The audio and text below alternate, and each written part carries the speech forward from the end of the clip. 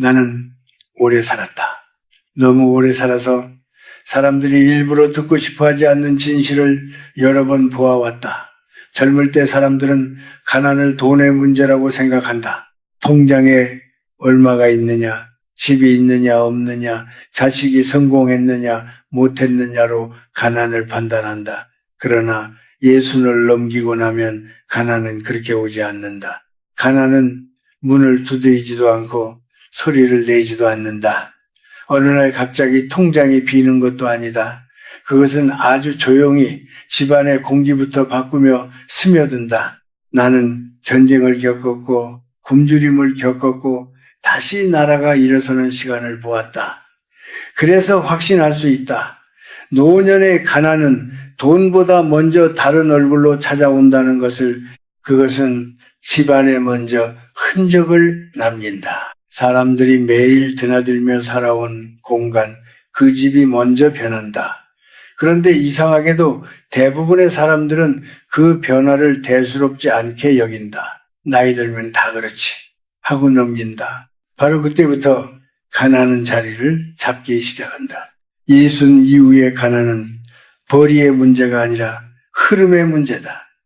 집안에 더 이상 흐름이 없을 때 사람의 삶도 함께 막힌다. 나는 부자가 아니었다. 지금도 나는 검소하게 산다.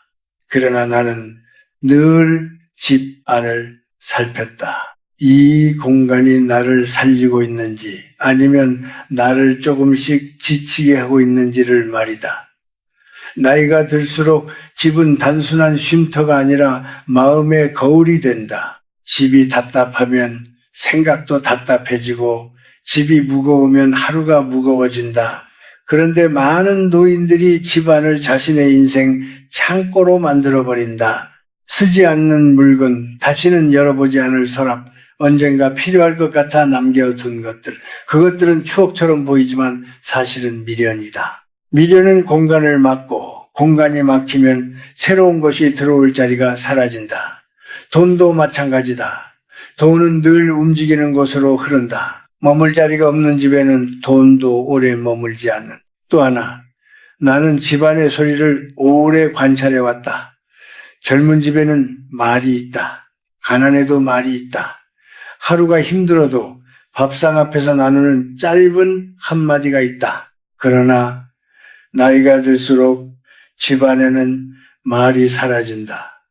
대신 텔레비전 소리만 남는다. 뉴스가 흘러나오고 세상 걱정이 흘러나오고 한숨이 그 위에 겹친다. 말은 줄고 불평은 늘어난다. 사는 게 왜 이렇게 힘드냐? 돈이 없어서 그렇다. 자식들이 이해를 못한다. 이런 말이 반복되면은 집은 점점 가난한 방향으로 배워간다. 말에는 습관이 있고 습관에는 방향이 있다. 늘 부족함을 말하는 집에는 부족함이 눌러앉는다. 나는 이것을 미신이라고 부르지 않는다. 이것은 수십 년을 살아온 사람이 본 생활의 이치다. 그리고 마지막으로 가장 조용하지만 가장 치명적인 변화가 있다.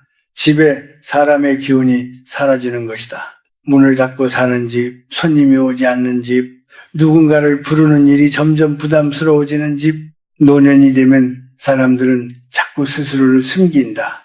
폐를 끼치기 싫어서, 초라해 보이기 싫어서 말수가 줄고 만남을 피한다. 그러나 사람의 삶은 사람으로 이어질 때 유지된다. 집에 발걸음이 끊기면 운도 함께 멀어진다.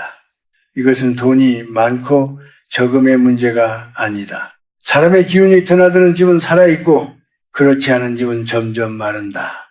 나는 예순을 넘긴 뒤 가난이 이렇게 시작된다는 것을 여러 번 보았다. 그래서 오늘 이 말을 꺼낸다. 아직 돈이 있다고 안심하지 말라고, 아직 큰 문제가 없다고 넘기지 말라고, 집안에 나타나는 작은 신호를 가볍게 여기지 말라고. 이것은 겁을 주기 위한 말이 아니다. 오래 살아본 사람이 같은 길을 다시는 겪지 않기를 바라는 마음으로 하는 이야기다. 이제 나는 조금 더 구체적인 이야기를 하려 한다. 왜냐하면 예순 이후의 가난은 막연한 불안이 아니라 분명한 징후를 통해 먼저 모습을 드러내기 때문이다. 나는 학자로서가 아니라 한 사람의 노인으로서 이 장면들을 수없이 보아왔다. 특히 집안에서 시작되는 세 가지 변화는 시간이 지나면 거의 예외 없이 삶의 여유를 갉아먹는다. 사람들은 그것을 성격 탓, 나이 탓으로 돌리지만 사실은 오래 쌓여온 생활의 방향이 드러나는 순간이다. 첫 번째 징후는 집 안의 흐름이 멈추는 것이다. 젊을 때는 좁은 방에서도 답답함을 느끼지 않는다. 몸도 마음도 움직이기 때문이다. 그러나 나이가 들수록 공간은 곧 삶의 리듬이 된다. 집안을 걸을 때 자꾸 발이 멈추고 문을 열 때마다 물건이 걸리고 햇빛이 들어오는 자리가 점점 줄어든다면 그것은 단순히 정리가 안 된 상태가 아니다. 그 집은 이미 안쪽으로 웅크리고 있다. 많은 노인들이 말한다. 이건 아직 쓸 수 있어서, 이건 예전에 비쌌어서. 그러나 나는 묻고 싶다. 지금의 삶에 그 물건이 숨 쉴 자리를 주고 있는가? 물건이 공간을 차지하면 공간은 생각을 눌러버린다. 생각이 눌리면 새로운 선택을 할 힘도 함께 줄어든다. 그렇게 사람은 점점 같은 하루만 반복하게 된다. 변화가 없는 삶에는 기회도 오래 머물지 않는다. 가난은 바로 그 틈에서 자란다. 두 번째 징후는 집 안의 말이 바뀌는 것이다. 말의 양이 줄어드는 것은 자연스러운 노화일 수 있다. 그러나 말의 온도가 차가워지는 것은 그렇지 않다. 집안에서 오가는 말이 대부분 걱정, 비교, 후회로 채워질 때 그 집은 이미 스스로를 가난한 방향으로 몰고 있다. 나는 오래전 시골에서 살던 어른들을 기억한다. 그분들은 가난했지만 말이 따뜻했다. 밥이 없어도 서로를 탓하지 않았고 하루가 힘들어도 웃음을 남겼다. 반면 요즘 많은 집들은 말은 적지만 마음은 더 무겁다. 텔레비전 앞에 앉아 세상 이야기를 듣지만 정작 서로에게 건네는 말은 없다. 그러다 입을 열면 불만부터 나온다. 이런 말은 집안의 공기를 굳게 만든다. 공기가 굳으면 사람의 마음도 굳는다. 마음이 굳은 집에서는 도움도 기회도 오래 머물기 어렵다. 세 번째 징후는 사람의 발걸음이 끊기는 것이다. 처음에는 바쁘다는 이유다. 그 다음에는 귀찮다는 이유가 된다. 그리고 어느 순간부터는 누군가 오는 것이 부담이 된다. 집이 초라해 보일까봐, 대접할 것이 없을까봐, 자신이 늙어 보일까봐 문을 닫는다. 그러나 나는 분명히 말할 수 있다. 사람이 드나들지 않는 집은 점점 가난해진다. 그것은 돈의 문제가 아니다. 사람의 기운이 사라진 공간은 생기를 잃는다. 생기가 없는 집에는 웃음도 소식도 작은 기회도 오지 않는다. 노년의 가난은 이렇게 사람을 멀어지게 만들며 자란다. 이 세 가지 징후는 하루아침에 나타나지 않는다. 아주 천천히 습관처럼 스며든다. 그래서 더 위험하다. 익숙해지면 그것을 문제로 느끼지 않기 때문이다. 그러나 나는 말하고 싶다. 집안의 흐름이 막히고 말이 식고 사람이 줄어들기 시작했다면 그것은 삶이 보내는 신호다. 아직 늦지 않았다는 신호이기도 하다. 가난은 운명이 아니라 방향이다. 방향은 언제든 다시 잡을 수 있다. 다만 이 신호를 외면하지 않을 용기가 필요할 뿐이다. 이제 나는 잠시 말을 낮추고 마음의 안쪽 이야기를 해야겠다. 이 순을 넘기면 사람은 자연스럽게 세상에서 한 걸음 물러난다. 몸이 예전 같지 않고 목소리도 작아지고 의견을 말할 기회도 줄어든다. 이것 자체가 잘못은 아니다. 문제는 그 물러남이 어느 순간부터 스스로를 지우는 방향으로 바뀔 때다. 나는 많은 노인들이 가난해지는 과정을 지켜보며 한 가지 공통점을 발견했다. 그들은 돈이 줄기 전에 먼저 자기 자신을 낮추고 있었다. 너무 낮춰서 결국 삶이 그들을 밟고 지나가게 만든 것이다.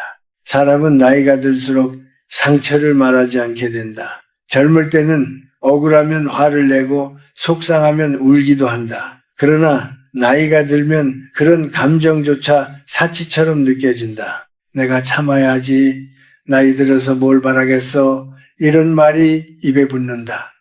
처음에는 겸손처럼 보인다. 그러나 시간이 지나면 그것은 자기 포기가 된다. 스스로를 포기한 사람 앞에서는 세상도 쉽게 등을 돌린다. 나는 이것을 여러 번 보았다. 능력도 있고 지혜도 있는 사람이 늙었다는 이유만으로 스스로를 쓸모없다고 여기기 시작할 때 그 순간부터 삶은 급격히 가벼워진다. 가벼워진다는 것은 좋아 보이지만 사실은 존재감이 사라진다는 뜻이다. 노년의 가난은 외로움과 닮아 있다. 돈이 없어도 사람은 웃을 수 있다. 그러나 외로우면 돈이 있어도 삶이 메마른다. 많은 노인들이 외로움을 인정하지 않으려 한다. 외롭다고 말하면 약해 보일까봐, 쓸모없어 보일까봐 입을 닫는다. 대신 괜찮다는 말을 반복한다. 하지만 괜찮지 않은 마음은 집안에 남는다. 말하지 못한 감정은 물건으로 쌓이고 침묵으로 굳고 결국 집안의 공기를 무겁게 만든다. 그 공기 속에서 사람은 점점 자신을 숨기게 된다. 자신을 숨기는 삶에는 활력이 없다. 활력이 없으면 기회도 도움도 쉽게 다가오지 않는다. 나는 한 친구를 떠올린다. 젊을 때 그는 누구보다 부지런했고 주변을 잘 챙기는 사람이었다. 그러나 은퇴 후 그는 점점 연락을 피하기 시작했다. 요즘 할 말이 없다. 괜히 귀찮게 할까봐. 그렇게 몇 해가 지나자 그의 집에는 사람의 흔적이 거의 남지 않았다. 그는 가난해졌다고 말했지만 사실 가난보다 먼저 찾아온 것은 고립이었다. 그는 스스로를 사회에서 빼내고 있었다. 나는 그때 깨달았다. 노년의 가난은 혼자 견디는 습관에서 시작된다는 것을. 사람은 나이가 들수록 인정받고 싶은 마음을 숨긴다. 그러나 그 마음은 사라지지 않는다. 다만 방향을 잃을 뿐이다. 인정받지 못한다고 느끼면 사람은 점점 말이 줄고 표정이 굳고 세상과의 연결을 끊는다. 이때 돈은 문제가 아니다. 마음이 다치면 모든 통로가 함께 다친다. 그래서 나는 늘 말하고 싶었다. 예순 이후에 가장 지켜야 할 것은 자존심이 아니라 존엄이라고. 자존심은 부러질 수 있지만 존엄은 지킬 수 있다. 존엄을 지키는 사람은 가난해도 초라해지지 않는다. 그러나 존엄을 잃은 사람은 가진 것이 있어도 늘 부족하다고 느낀다. 노년은 버텨내는 시기가 아니라 정리하고 받아들이는 시기다. 자신이 지나온 길을 인정하고 아직 남아있는 가치를 스스로 존중하는 시기다. 그러나 많은 사람들이 이 시기를 벌처럼 받아들인다. 이제는 내려와야 한다. 이제는 조용히 살아야 한다. 물론 조용함은 필요하다. 그러나 사라짐은 다르다. 사라지는 삶은 가난을 부른다. 나는 이것을 도덕적인 말로 하지 않는다. 현실의 이야기다. 삶에서 스스로를 지우기 시작하면 세상도 그 자리를 비워버린다. 그래서 나는 이 부분에서 꼭 말하고 싶다. 집안의 변화는 마음의 그림자다. 흐름이 막히고 말이 식고 사람이 사라지는 것은 우연이 아니다. 그것은 오랜 시간 쌓여온 마음의 방향이다. 그 방향을 바꾸지 않으면 가난은 자연스럽게 뒤따라온다. 그러나 마음을 다시 세우면 상황은 조금씩 달라진다. 노년의 삶은 크지 않아도 된다. 다만 스스로를 함부로 대하지 않는 태도는 반드시 필요하다.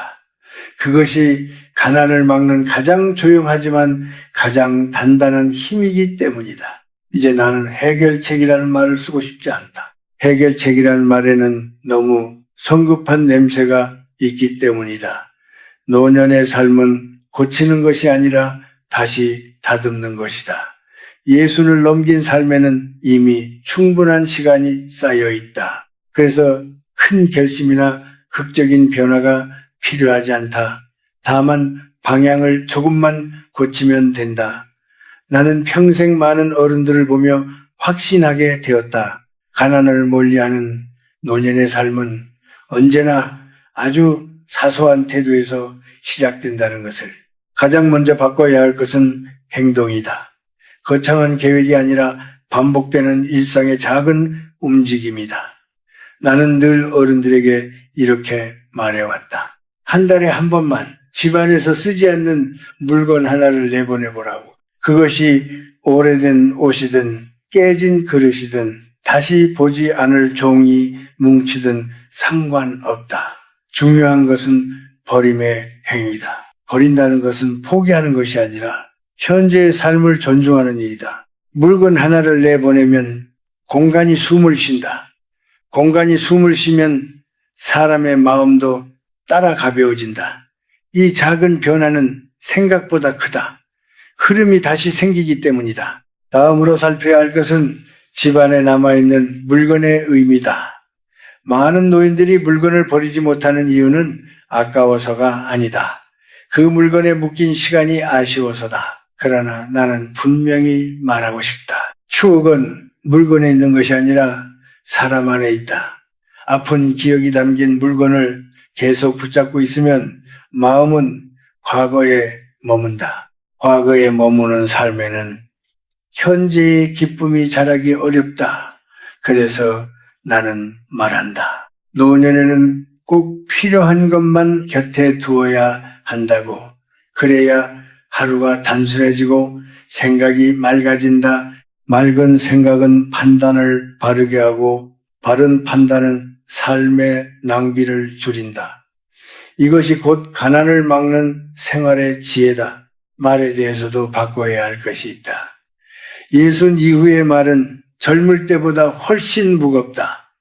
같은 말이라도 더 오래 남고 더 깊이 스며든다. 그래서 나는 어른들에게 스스로에게 하는 말을 조심하라고 권한다. 나는 늙었다.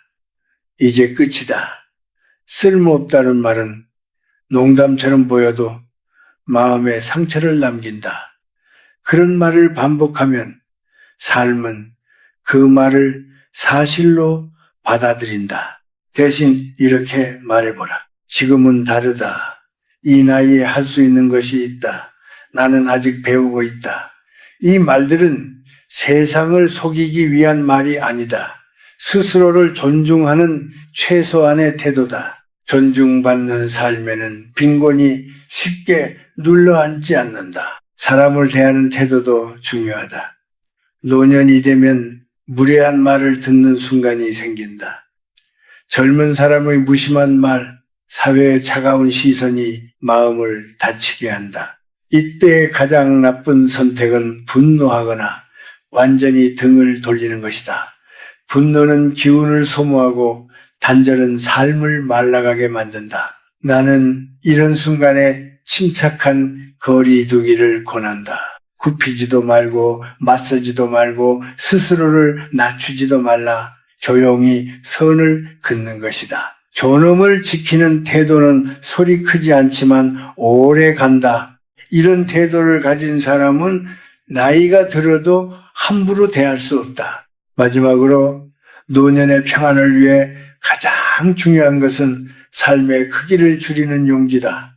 더 많이 가지려는 마음을 내려놓고 충분함을 인정하는 것이다. 작은 식사, 단정한 옷, 자주 보는 몇 사람, 이것으로도 삶은 충분히 따뜻해질 수 있다. 평안한 삶은 돈이 많아서가 아니라 욕심이 줄어서 가능해진다. 욕심이 줄면 비교가 사라지고 비교가 사라지면 마음이 가벼워진다. 가벼운 마음에는 감사가 머물고 감사가 있는 삶에는 결핍이 오래 머물지 않는다. 나는 노년의 삶을 이렇게 정의하고 싶다. 덜어내고 가다듬고 존중하는 시간이라고. 이 세 가지만 지켜도 삶은 극적으로 바뀌지 않아도 서서히 나아진다. 가난은 늘 급하게 오지 않는다. 그러나 평안도 마찬가지다. 매일의 작은 태도가 모여 노년의 얼굴을 만든다. 그 얼굴이 부드럽고 단정하다면 삶은 생각보다 오래 당신을 지켜줄 것이다. 이제 이야기를 마무리할 시간이다. 나는 오늘 가난이라는 단어를 여러 번 썼지만 사실 이 말이 주고 싶은 감정은 두려움이 아니다. 오히려 깨어 있습니다. 예수 이후의 삶은 더 이상 달려가는 시간이 아니라 바라보고 가다듬는 시간이다. 그래서 작은 변화 하나가 젊을 때보다 훨씬 큰 의미를 가진다. 집안의 공기, 말의 온도, 사람의 발걸음, 이 세 가지는 모두 삶이 보내는 조용한 신호다. 그것을 알아차릴 수 있다면 가난은 아직 당신의 삶에 자리를 잡지 못한 것이다. 나는 오래 살면서 많은 어른들의 마지막 얼굴을 보아왔다. 어떤 얼굴은 편안했고 어떤 얼굴은 끝까지 불안했다. 그 차이는 돈의 많고 적음이 아니었다. 편안한 얼굴을 가진 사람들은 대체로 삶을 단순하게 정리한 사람들이었다. 집안에 불필요한 것이 없었고 말이 조용했고 사람과의 관계를 완전히 끊지 않았다. 반대로 불안한 얼굴을 가진 사람들은 늘 무언가를 붙잡고 있었다. 지나간 영광, 잃어버린 시간, 이미 끝난 관계, 그 붙잡음이 삶을 무겁게 만들고 결국 가난이라는 이름으로 나타났다. 나는 이 마지막 부분에서 한 가지를 꼭 말하고 싶다. 가난을 막기 위해 무엇을 더 가져야 한다고 생각하지 말라는 것이다. 노년의 삶에는 더함보다 덜어냄이 훨씬 중요하다. 집안에서 비워낸 한 자리는 단순히 공간이 아니다. 그것은 새로운 숨이 들어올 수 있는 자리다. 말을 줄이는 것이 아니라 말을 고르는 것, 사람을 늘리는 것이 아니라 관계를 살피는 것. 이런 태도는 삶을 조용히 단단하게 만든다. 단단한 삶에는 불안이 오래 머물지 못한다. 혹시 지금 당신의 집이 예전보다 조용해졌다면 그것을 두려워하지 말라. 대신 물어보라. 이 조용함이 평안에서 온 것인지 아니면 단절에서 온 것인지. 평안한 조용함은 마음을 쉬게 하지만 단절의 조용함은 마음을 마르게 한다. 둘은 겉으로 보기엔 비슷하지만 안쪽에서는 전혀 다르다. 삶을 조금만 들여다보면 그 차이를 느낄 수 있다. 그리고 느꼈다면은 그때부터는 선택의 시간이다. 그대로 둘 것인지 아니면은 방향을 조금 바꿀 것인지. 나는 노년이 외로운 시기라고 말하고 싶지 않다. 노년은 오히려 사람의 진짜 모습이 드러나는 시기다. 무엇을 중요하게 여기며 살아왔는지가 그대로 나타난다. 그래서 이 시기를 잘 살면 인생 전체가 정리된다.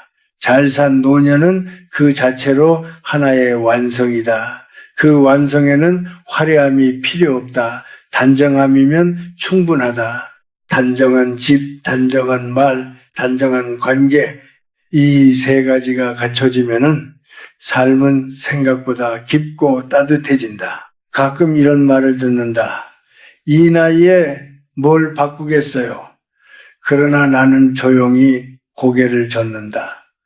예순 이후에도 삶은 계속 움직인다. 다만 그 움직임이 느릴 뿐이다.